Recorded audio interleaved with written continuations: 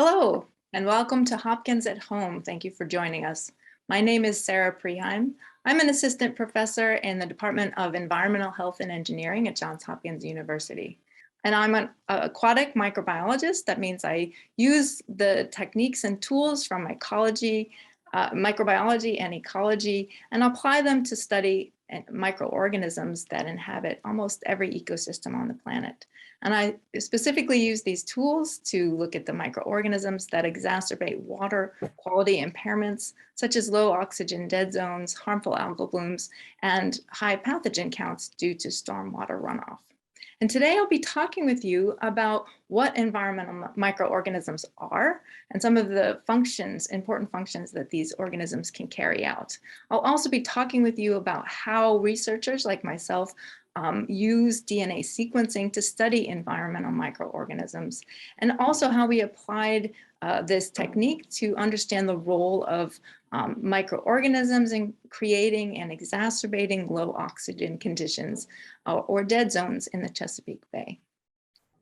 And so to begin, plants dominate the biomass on Earth, but these organisms we can clearly see with our eyes if we look out the window or go for a walk in the forest, and we understand their important role in photosynthesizing, creating oxygen, and also fixing carbon into biomass that the terrestrial food webs rely on.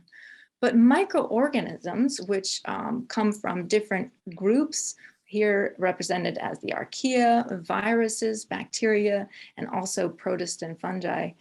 These microorganisms are the second largest form of biomass on the planet, much larger than any of the other macroorganisms we can see, including all of the animals, plants, insects, animals and insects and other crustaceans, those sorts of things. So these microorganisms dominate the biomass, yet we can't see them. They're too small to be seen by the naked eye, but they play many important roles in the ecosystem, and I'll be talking about some of those today. So what is a microorganism, just to get everybody on the same page? These organisms are typically single-celled organisms, smaller than about 100 microns, but more typically a few microns in size. And 1 micron is 10 to the minus 6 meters, which if you take a millimeter, the smallest division on a ruler, and divide it into 1,000, that would be 1 micron.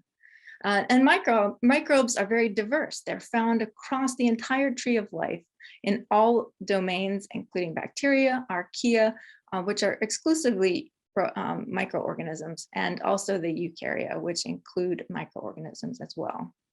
Viruses are also included as the category of microorganism, although they're not living, but of course we are familiar with them from the SARS-CoV-2 virus that causes COVID-19.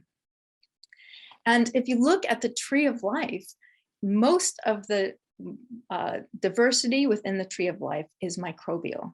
Here I'm showing you a representative of the tree of life with the leaves here being the taxa that are present on Earth today, and just a few of them are represented. It would be too much to include all of the organisms that are alive today on this tree.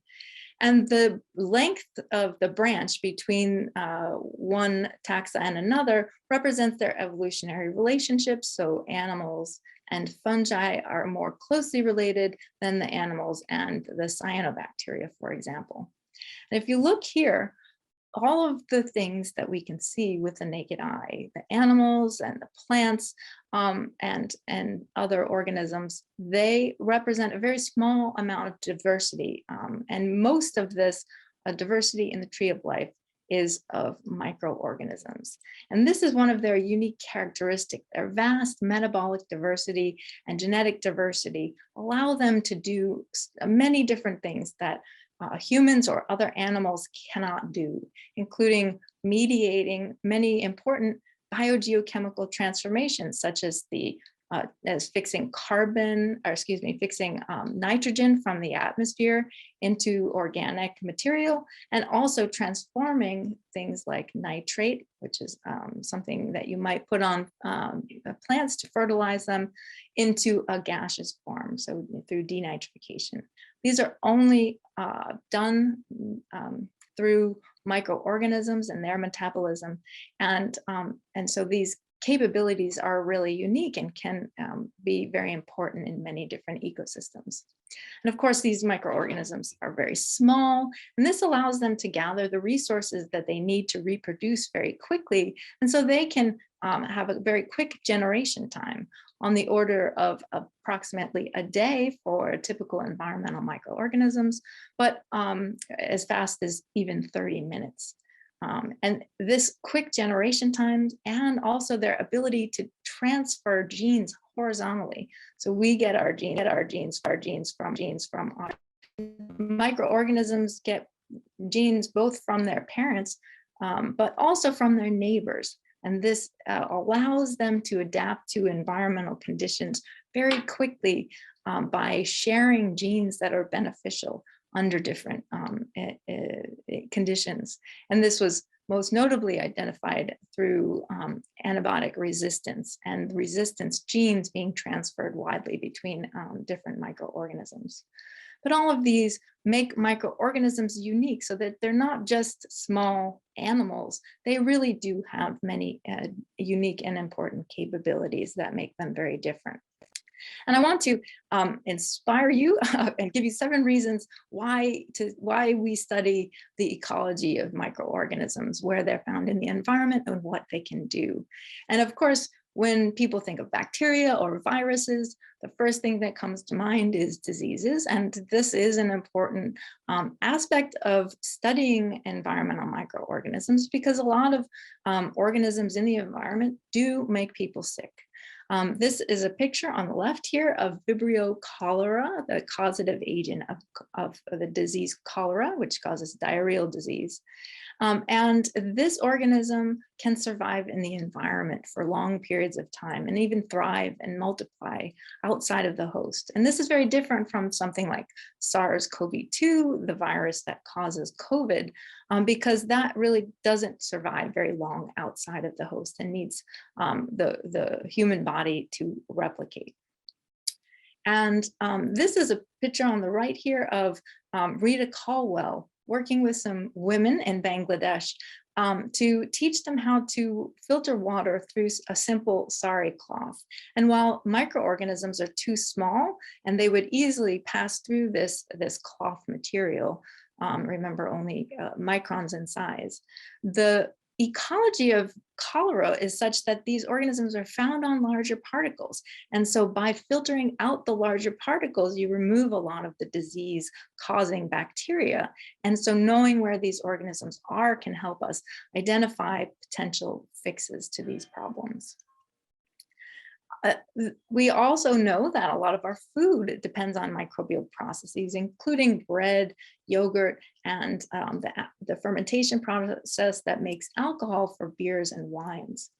However, some of the food that we gather from the environment, so through the process of the food web in the ocean, you see that microorganisms contribute to the base of the food web in the ocean. So cyanobacteria and eukaryotic phytoplankton replace plants in the marine ecosystem. So they are the base of the food web. And larger and larger organisms consume these small little microorganisms, and that basically fuels any of the fish and the crabs and shrimp that we would gather from the ecosystem. So there was a question about in what environments are microbes present, or are they really everywhere? They are in almost every environment, including the atmosphere, the deep ocean, the skin on your skin, and it's really difficult to keep places sterile. So they are really found in almost every environment that we look, especially if we're not trying specifically to remove them from the environment. So that's something that is really amazing about them as well. Another important aspect of microorganisms, and especially in the environment, is that they can degrade and detoxify pollutants. And so they can play an important role in remediating areas such as uranium contaminated Superfund sites. In this case, a microorganism here is reducing uranium, and this is through a process where basically they're using uranium instead of oxygen. So basically breathing uranium, which is a unique capability that microorganisms have.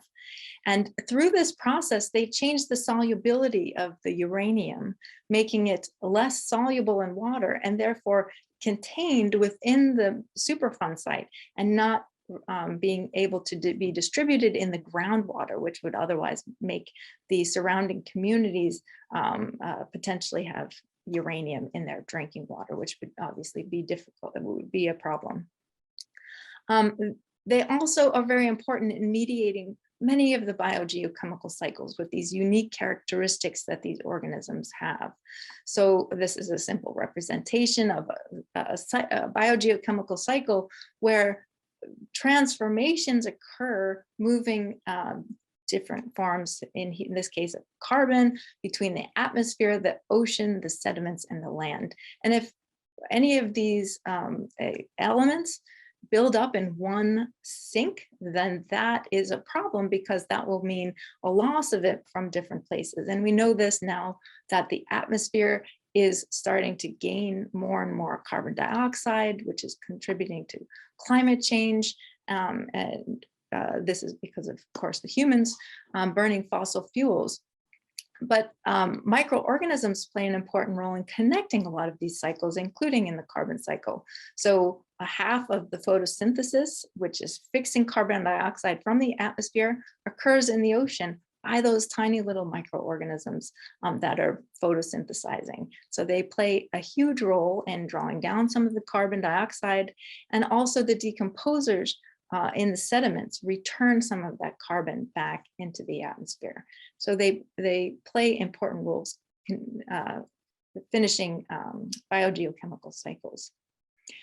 They're also exciting examples of early life on Earth and also potentially of life on other planets. So if we do find life on other planets, it's likely that we'll find microbial life. And people like Jocelyn de Ruggiero here, who's in the biology department at Johns Hopkins University, are studying environmental microorganisms in very remote and extreme places like the Atacama Desert to see what are the limits of life on Earth so that we can understand if we do find life on other planets, what might be some of the stresses that they are feeling. And also, this is a timeline here of the history of the Earth.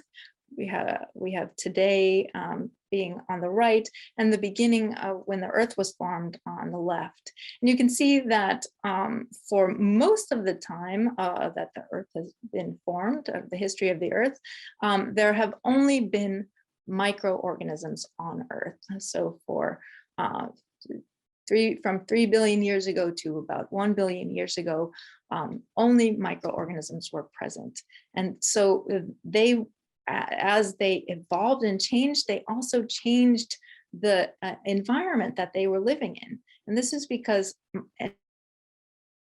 produce and consume gases that can change our planet and our atmosphere. And of course, we're sensitive to that now because humans are changing our atmospheric composition currently. And this happened previously in the Earth's history. Environmental microorganisms, these cyanobacteria, evolved the capability to photosynthesize and transformed the atmosphere of the Earth into an oxygenated environment. And that was very different from what was there previously. And so changing the entire planet into a completely different form is possible, and microorganisms have definitely contributed to that. And so everywhere we look, we find microorganisms. They're almost in every environment, and they're doing so many different things that we're learning more and more about all the time. So they really are an incredibly exciting field to study. And studying these organisms has traditionally been done through culture-dependent techniques. Here on the right, I'm showing you a picture of a petri dish. This is just jello type media where if you spread an environmental sample along the media, wherever a single cell has deposited, you'll see a colony, which is just a single cell that can multiply rapidly. And each of these dots theoretically represents one strain, which derived from one single cell within the sample. Now, this is an historically an important way to study in microorganisms in general, and this is the cornerstone of microbiology because it allows for us to characterize these organisms functionally and to experiment with them and manipulate them in different ways. But unfortunately, typically only 1% of the organisms in the environment are cultured, although there has been some debate about this in the literature with a recent report suggesting that actually most of the bacteria in the environments are culturable, and a retort where they claim that in fact, most of the bacteria and archaea still remain uncultured to this day.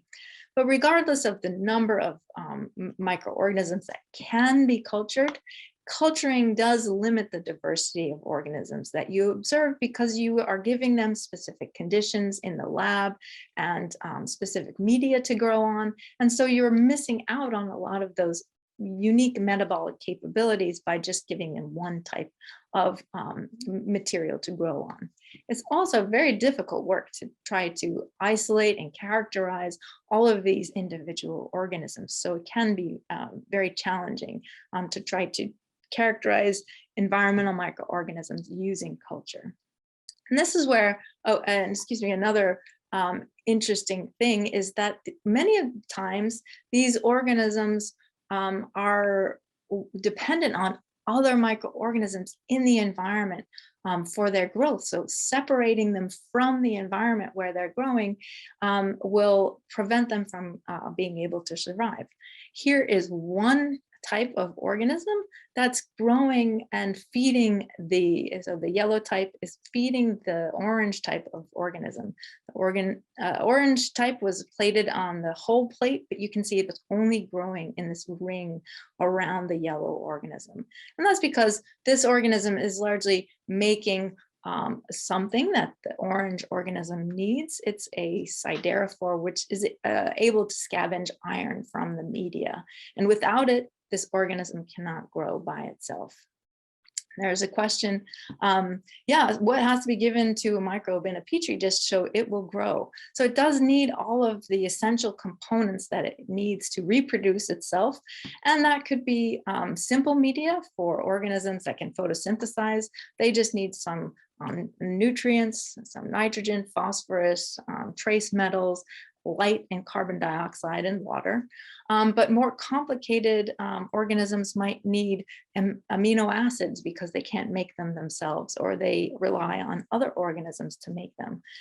Or some might need the specific anoxic conditions because they can't grow when exposed to oxygen. So this makes it very complicated to try to adapt your growth media to be able to support the growth of all of the different diversity of organisms that are present. And it's possible, but again, painstaking work to try to do that. And so this is where DNA sequencing come in very handy. And just like you can submit a sample of your skin to be sequenced to something like ancestry.com and get insight into who are you related to? Where are your relatives from? Maybe even identifying people in the database that are your family members. We can also sequence the DNA of these environmental microorganisms to determine how are they related to some of those organisms that we have in culture, and how are they related to other organisms found in different environments. And by doing this, we've been able to discover organisms even as, recently as the past few years, we've been discovering more and more organisms that we didn't think were as important because of advances in DNA sequencing technology and the techniques that we use to sequence these organisms. So we're revealing new diversity all the time through DNA sequencing. You can also learn a lot about your health and your traits through sequencing. And again, Ancestry.com has the ability to provide you with some information about maybe what your eye color should be, or whether you're lactose intolerant or not, and other important traits that you have. And in the same way, we can learn about the traits that microorganisms have and their capabilities through DNA sequencing. And I'm showing you here an example of how a microbially mediated process, in this case, it's denitrification, or taking some nitrate, which is kind of like fertilizer that you would put on your lawn, and transforming it to an N2 gas, which is difficult for plants to use for photosynthesis. And these transformations from nitrate to N2 involve enzymes that are encoded in genes within the genome of bacteria or organisms. And bacterial genomes are typically circular, and so I'm representing it here as two genes in the genome of one organism. Of course, the genome is found within these organisms, and it's just the recipe for these enzymes. It's not actually turned into this enzyme that can mediate this process until it's activated through gene expression or mRNA synthesis and translation into those proteins. And those proteins or enzymes then take the substrate and create the product. And in this case, this would be the nitrate to the NO gas. And this can then be used by other organisms. So the waste product of one organism might be the substrate for another organism, which has complementary genes. And so we can see that then organisms can grow together within the environment because their gene content is complementary. But these organisms don't exist alone. They exist in this complex matrix of many other organisms doing lots of things. And we can start to tease apart which organisms are present and what they can do by looking at those genes and their functions. And so by sequencing the genomes of all the organisms that are present in a sample, we can identify unique genes that mediate those key biogeochemical transformations. And we can even reveal some co-occurrence of these organisms together in the same samples to reveal these interdependencies, such as those organisms that have complementary sets of genes that help them to carry out the full process for these different transformations. And this is a great time to be doing this type of work because the cost of DNA sequencing has really dropped dramatically in the past 10 to 15 years. Here's a representation of the cost of sequencing a megabase of DNA and how it has changed over time, starting in 2000 when it cost about $10,000 to sequence a megabase of DNA, to about now when it costs about a penny or so for this process. And this precipitous drop here, which is much faster than the Moore's law curve, which is basically incremental improvements to, it was originally based on computer processing chip improvements.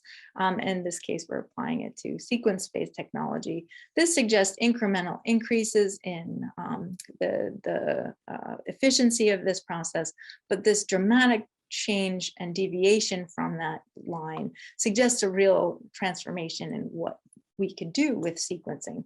And that was through next generation sequencing, which basically shrank the size of the reactions that we were using and improved our ability to visualize this reaction that's occurring. I just want to walk you through this process very briefly about how DNA sequencing occurs.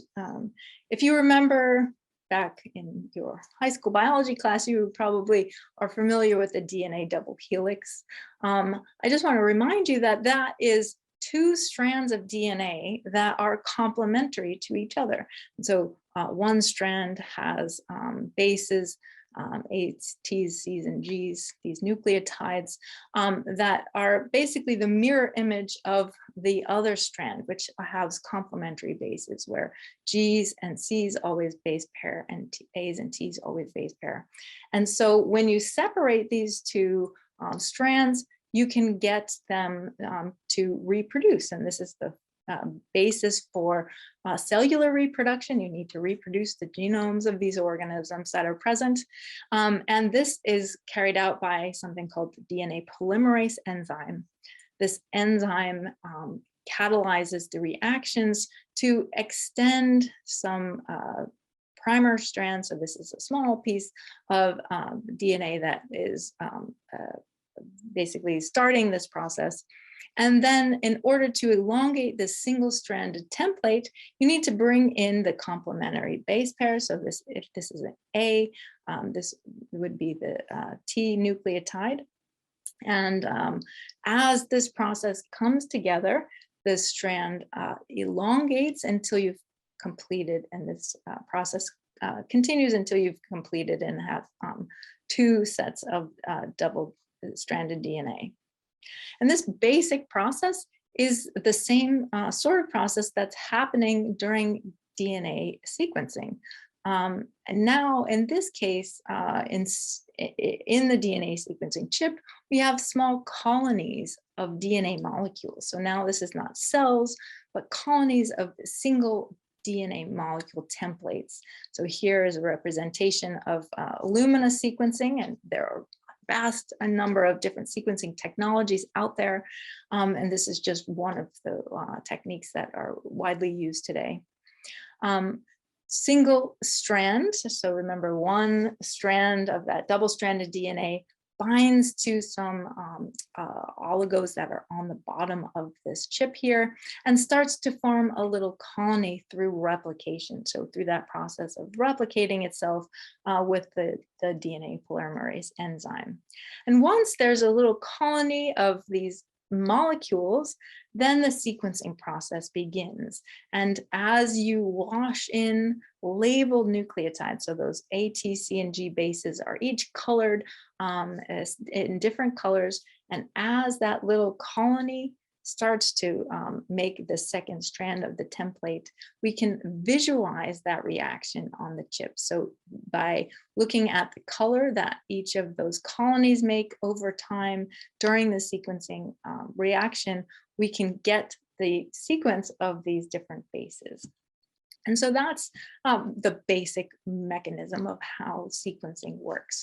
And it's been able to provide us with lots of different information.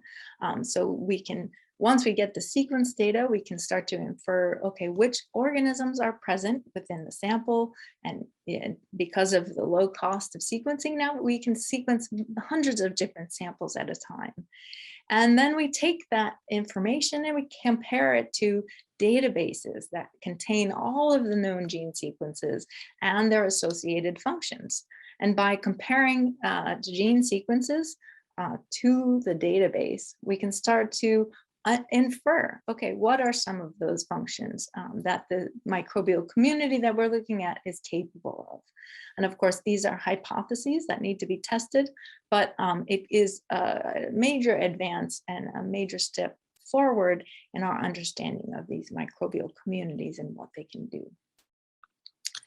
And so for the last part of the talk, I just want to talk about some of the work that I do, taking these principles and techniques and applying it to some of the problems that we see, especially in the Chesapeake Bay. The Chesapeake Bay suffers from a number of problems, including high pathogen counts, especially after rain events, which can result in beach closures because people could potentially get sick from exposure to these environmental pathogens, or algal blooms that discolor the water and potentially create toxins that could shut down fisheries or result in further loss of natural resources. And finally, looking at the low oxygen dead zones that span the Chesapeake reproducibly every year in the summer in the Chesapeake Bay.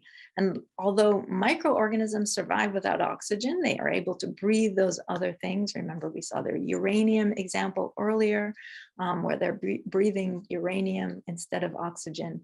Microorganisms survive just fine without oxygen, but we know that fish and shellfish, which are macroorganisms, rely on the presence of oxygen just like we do and can't survive when oxygen is low. And you can see this spans a vast length of the Chesapeake Bay in a typical summer. And so I'm going to be focusing on some of the work that I did looking at the Chesapeake Bay and specifically trying to understand which microbes are present in the bay where these oxygen levels are the lowest. And if we can use that information to understand how the bay will it will change as we're trying to clean up pollution that's going into the bay. For people who aren't familiar with the Chesapeake Bay, it was declared a national treasure by President Obama because it is so important to the local community. Many people rely on fish and shellfish that come from the bay for their livelihood. And it's, of course, harbors diverse wildlife, including iconic turtles, terrapins, and many other aquatic birds and many species. And before settlers came to the area, pre-colonial times, the Chesapeake Bay was even more productive than it is now. The grasses were very abundant, photosynthesizing and producing oxygen at depth within this because the water was very clear, largely because large oyster reefs could filter out any particles or microorganisms from the water column because there were so many oysters in the bay at this time. And this allowed for lots of diversity for fish and habitats and macroorganisms. And this was largely because the watershed of the Chesapeake was forested. So in pre-colonial times, so before the 17th century, beavers were really the major change agents, damming up some specific tributary, which could cause flooding. But otherwise, there was lots of forest, which could suck up a lot of the nutrients and keep the sediments in place in the watershed. But today, around 70 to 80% of the watershed in the Chesapeake Bay is deforested, shown here in the white area. And there's also intense urban development, especially in the Baltimore and DC metro area. And this has also contributed to a lot of the problems in the Chesapeake Bay. And so runoff from both nutrient pollution from agriculture or the impervious surfaces in the urban area has dumped sediments and nutrients into the Chesapeake Bay. This has allowed the microorganisms to thrive. And we have algal blooms that both cloud up the water, but also create a lot of biomass within the system. And this biomass then dies and decays at the bottom of the Chesapeake. And that's where the microbes play an additional role in consuming this biomass and using up oxygen at the same time, along with turning to alternative forms of metabolism, such as breathing other things like sulfate within the system. And this has resulted in very few underwater grasses, and fewer oysters to remove all of that sediment. So now we have a very changed ecosystem from what it has been historically. But efforts are underway to try to reduce this sediment and nutrient pollution going into the Chesapeake Bay, setting up total maximum daily load limits for how much of pollution can come into the bay. And these limits were set up based on models that predicted once these targets were met, then the oxygen should return to the Chesapeake Bay. And so accurate models are important for remediation efforts. However, these models haven't been able to predict a number of different things, including that the volume of the hypoxic water has basically doubled per unit nitrogen in the past 25 years. And so we are missing something in these models, and the microorganisms, which are key to many of the biogeochemical transformations in these models, might be important for us to capture properly. And just a little side note here, we know that microorganisms, form so much of the biomass of the planet. In the Chesapeake Bay, the bay harbors approximately as many microbes in the bay as there are stars in the universe. This is because there's about 1 microliter of seawater contains about 100 to 1,000 bacteria cells. So if you extrapolate that to the volume of the entire Chesapeake Bay, it's about 68 times 10 to the 21st cells. And that's approximately the same order of magnitude as stars in the universe. So microorganisms are playing a huge role in the Chesapeake Bay. Understanding what their role is and how they respond to environmental changes could help us improve those biogeochemical models.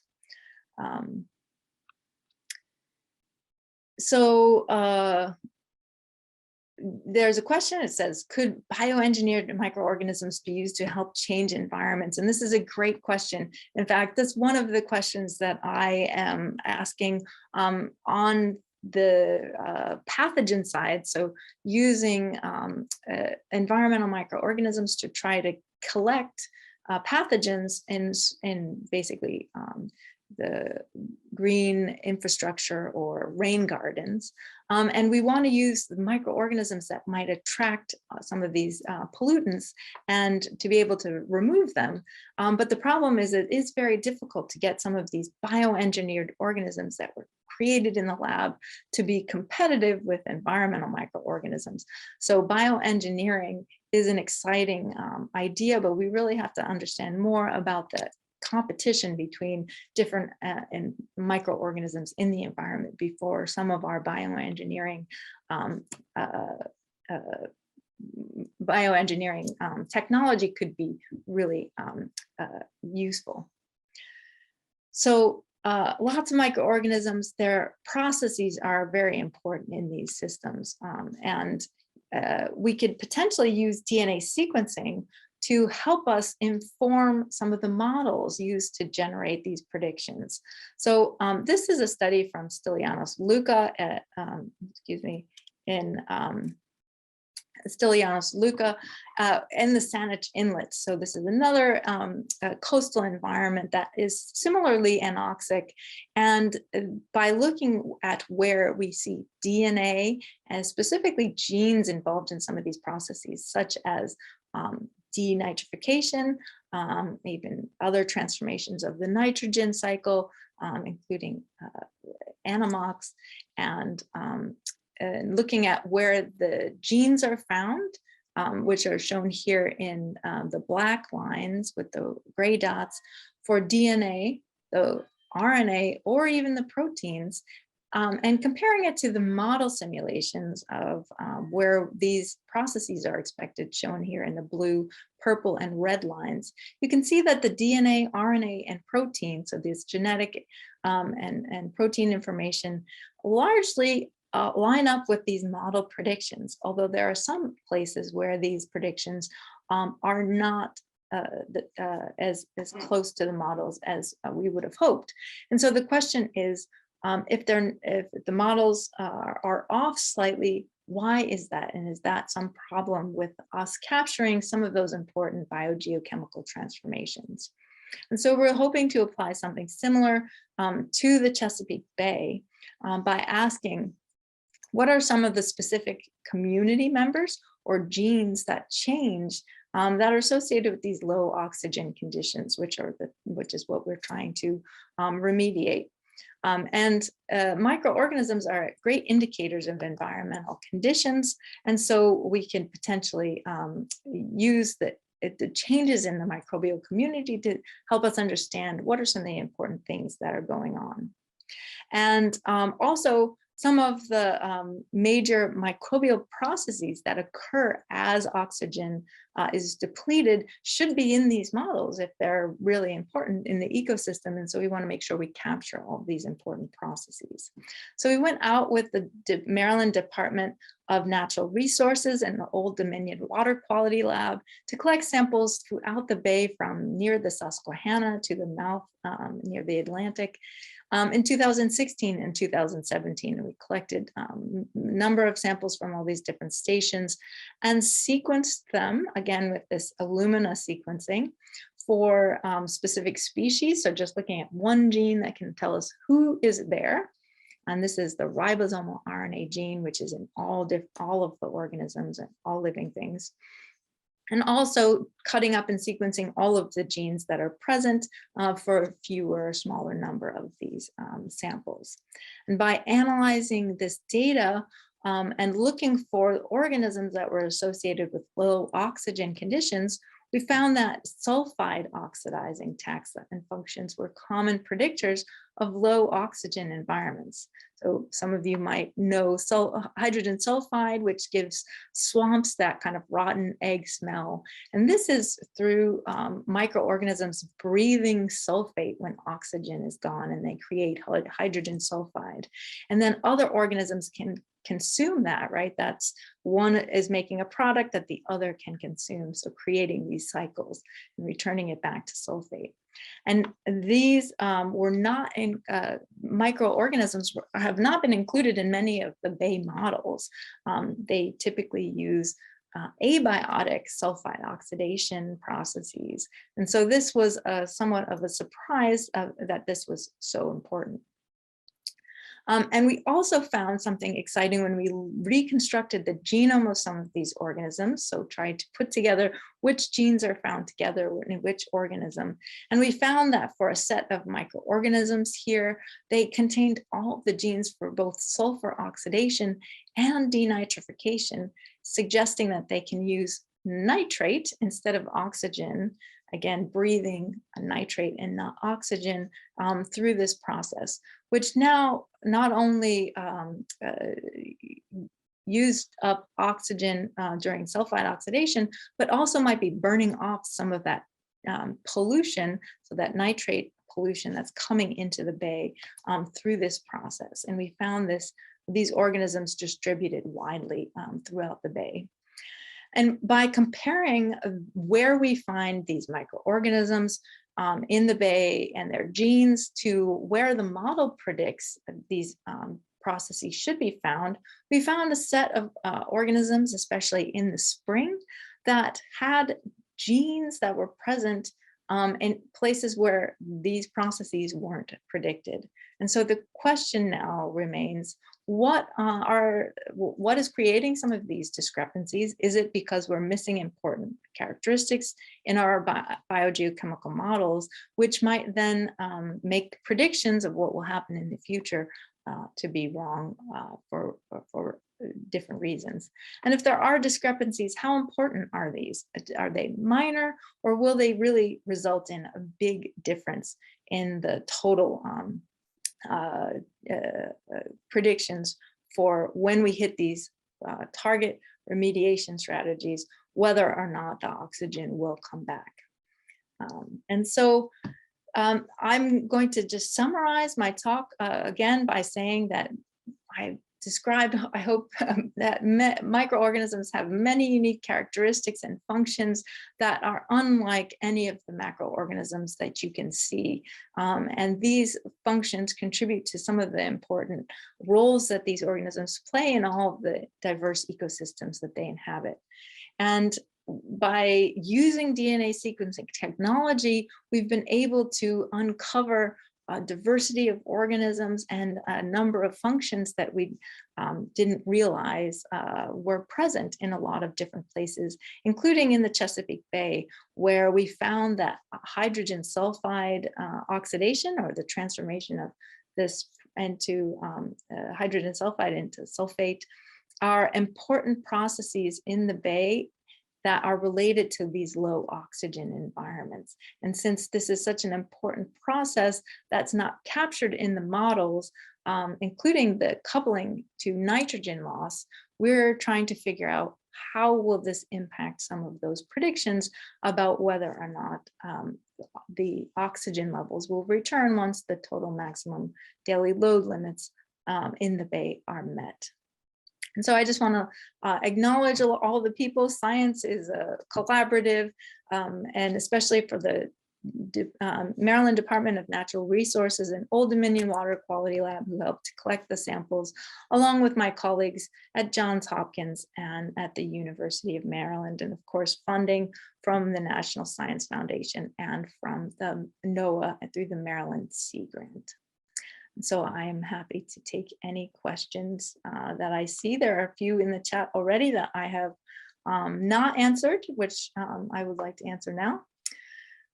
So how can we predict or test for the risks of introducing bioengineered organisms into the environment? Yes, so that's an exciting question that's very difficult to answer.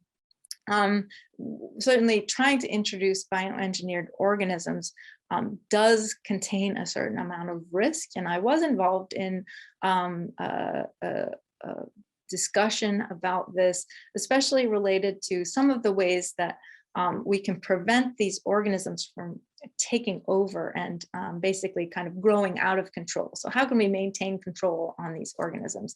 And one of the ways is to be careful to make sure that they can't reproduce outside of what we're giving them to reproduce. So there is the potential to kind of control their growth by making them dependent on something that we give it. And so once that we take whatever they're dependent on away from the environment, they will also die out. Of course, as we know with SARS-CoV-2, organisms evolve all the time, and they change to try to evade any of the controls that we put on them, whether it's immune control or this, controlling their growth through providing some resources. And so you do always have to worry about them potentially evolving away from any of these control measures that you put onto them. But it certainly is something that still needs to be researched, but I think we're a little bit we don't understand enough about all the complexities of these environments and the microorganisms and their interactions to really be able to do a good job making sure the risks are very low. Another question is, could this predictive model be used in other environments with different factors, like in the human gut, for example? And the human gut is a great example of another place where this could be used. And in fact, there are, so the gut is also a low oxygen environment, and it's similar to wastewater reactors, right? So in environmental engineering, we think a lot about trying to remove waste from wastewater so that we can make sure we're not polluting the environment when it is released.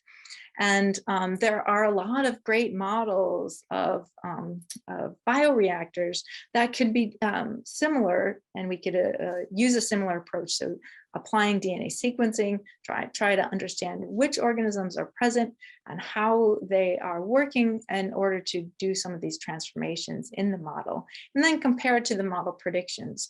And so people have been working on this. This is a very new field, because especially how we translate DNA sequence into something that we can use in the model is a little bit challenging, but at least we know presence absence should be a pretty good indicator of if the model is working or not. And this could be applied to things like the human gut. And another question is there a list or a set of different bacteria or other microbial species that are indicators of good or bad water quality? And so, yeah, so microorganisms all have unique characteristics, and so they can be great indicators of changes in the environment. So especially high or low salt conditions, especially by high or low oxygen conditions, are conducive to a different set of microorganisms. But those indicators, there aren't one or two species that really tell you, yes, this is high or low oxygen, but there are categories of organisms. So sulfate reducers, for example, are very common in low oxygen environments, and they can be an indicator of maybe these low oxygen environments, but there are a number of other organisms that could also be indicators as well. But there are certainly fecal coliforms, for example, indicators of sewage coming into the environment that people typically use and rely on for characterizing water quality. And so those are the standard or typical indicators of water quality. But of course, many different things can discolor the water, can cause them to be cause the water to have funny smells or to be problematic, and all of those are indicators of low water quality, and just so many different organisms out there that could cause those problems. It is difficult to have identify a single or a few of these species. But these are all great questions. If you have any other questions, feel free to ask. Otherwise, I think we are about out of time. And I just wanted to thank you all for attending today.